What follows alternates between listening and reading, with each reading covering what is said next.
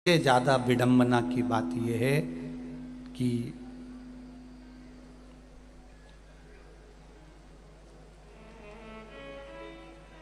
हम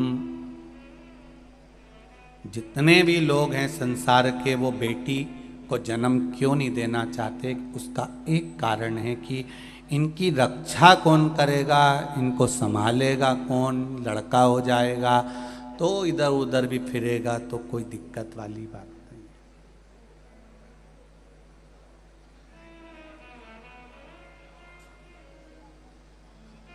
बहुत ध्यान देना, बेटे को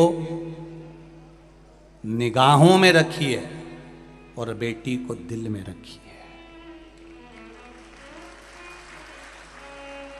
बेटा क्या गलत कर रहा है, अच्छा कर रहा है, आपकी निगाह में होना चाहिए, और बेटी आपके दिल के पास, हृदय के पास होना चाहिए। इसको हर जगह पर ले जाना नहीं, हर जगह पर अकेली भेजना नहीं, हर जगह पर भेजा ना जाए।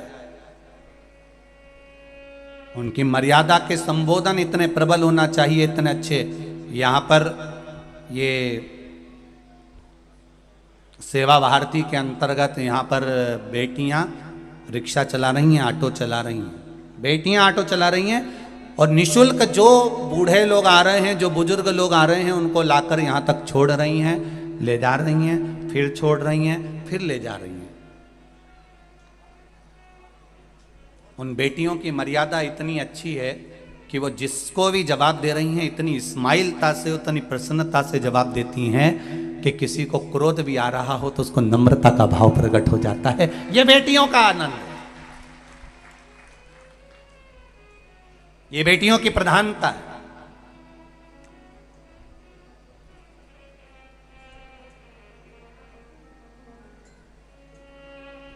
दिल से सेवा करो, हृदय से। बेटियां, बेटे निगाह में रहें और बेटियां दिल में रहे। बेटियों को ज्यादा इधर उधर नहीं, हमारी दृष्टि में बेटियों का भाव नहीं, हमारे दिल में बेटियों का भाव होना चाहिए, सम्मान होना चाहिए।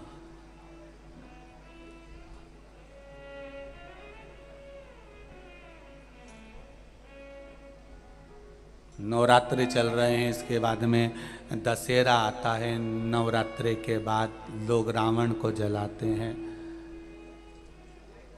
तो कभी तुमने विचार करा कि 9 देवी के बाद ही रावण क्यों मरा? कभी विचार करना था कि रावण को पहले जला देते हैं, देवी जी बाद में बिठाएंगे। और ये नवरात्रि के बाद रावण का संहार हुआ है, नवरात्रि के बाद रावण मरा है। उसका कारण आज भी वही है कि बेटियों पर गलत दृष्टि देने वाले, अगर घर में बेटियां जन्म ली हैं, बहन बेटियां तुम्हारे घर में रह रही हैं, तो उन बेटियों पर गलत दृष्टि देने वाले का अंत कैसा होता है, ये रावण का चरित्र बता देता है कि उसका अंत ऐसा होता है।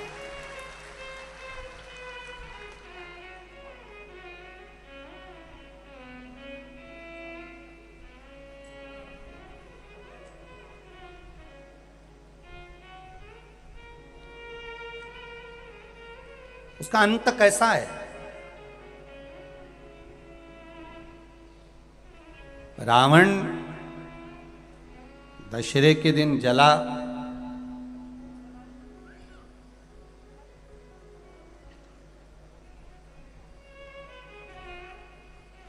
दशहरे के दिन जल रहा है, पर एक विचार अपने मन में लेकर आना कि रावण से बड़ी गलती तो कौरवों ने करी थी। रावण तो सीता जी को हर कर लेकर आया और अशोक वाटिका में ले जाकर रख दिया था, पर कौरवों ने इतनी बड़ी गलती करी कि भरी सभा में चीर पकड़कर खींचा जा रहा है और उसको नग्न करा जा रहा है, उसके वस्त्र को खींचा जा रहा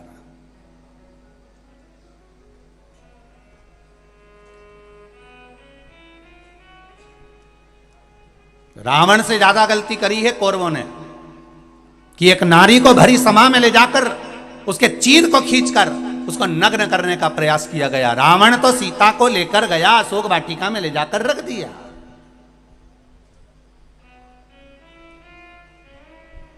पर कौरव ने तो भरी सभा में केश पकड़कर खींच कर लेकर आए और उसके चीर को खींचा गया, उसके चीर को खींचा गया, तब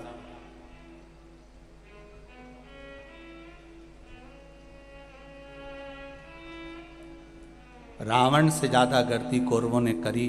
उसके बाद भी दुर्योधन का, ना दुशासन का, ना कौरवों के किसी भाई का आज तक पुतला मुतला जलते नहीं देखा अपन ने। तो तुम्हारे मंदसौर वालों ने कहीं देखा हो तो जरूर फोटो खींच के मेरे को भेजना कि कौरवों ने इतनी बड़ी गलती करी थी जितना रावण नहीं करा है। रावण तो सीता जी का हर का लेकर आया और अशोक वाटिका में रख दिया, पर कौरवों ने एक रजस्वला धर्म में रहने वाली, रजस्वला धर्म का तीसरा दिन उसके बाल पकड़कर खींच कर लेकर आए, और बाल पकड़कर खींच कर लेकर आकर यहां उसके चीर को खींचा जा रहा है।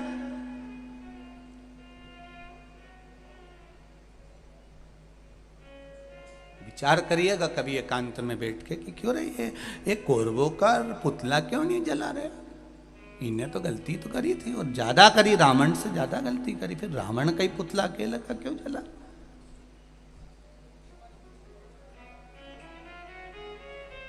और रावण ने तो केवल सीता जी को हरकर अशोक वाटिका में ले जाकर रखा था, फिर इसका पुतला जला और कौरवों का नहीं जला। उसका कारण क्या था? क्या कारण था ऐसा कौन सा कारण पड़ गया था कि रावण का पुतला जलाया गया और कौरवों का नहीं जलाया गया?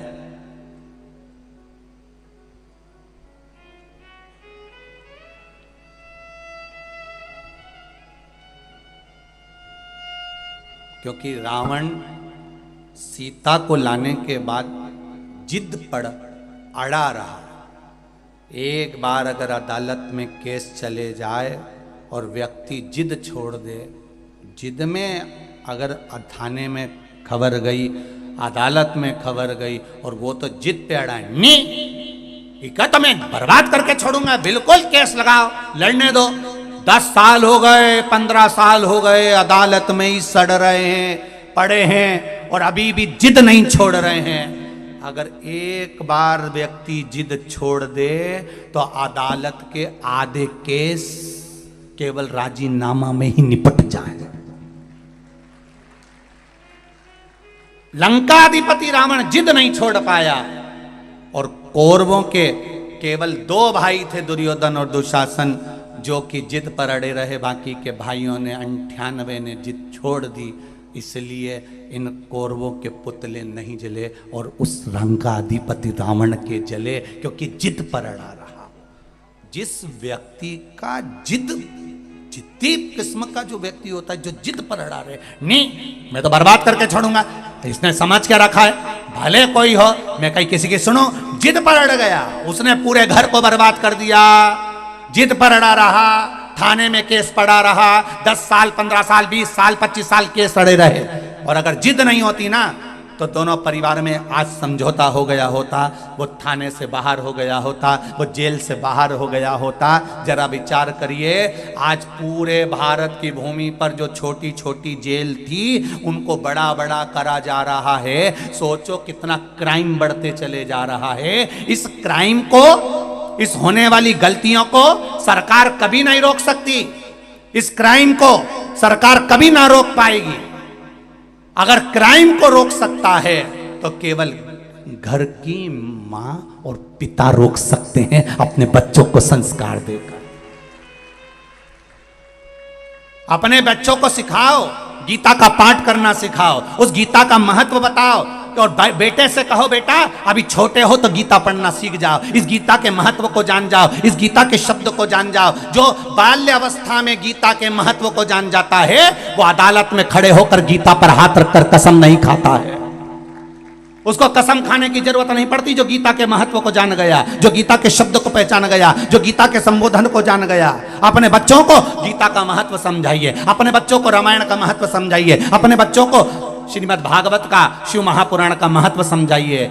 जब इस सनातन धर्म के बच्चे एक एक शब्द को समझेंगे तो उन बच्चों को अदालत में खड़े होकर गीता पर कसम खाने की जरूरत नहीं पड़ेगी। गीता पर हाथ रखकर कसम वही खाता है जो बचपन में गीता नहीं पढ़ पाता है। जिसने गीता पढ़ी होती है उसको कसम खाने की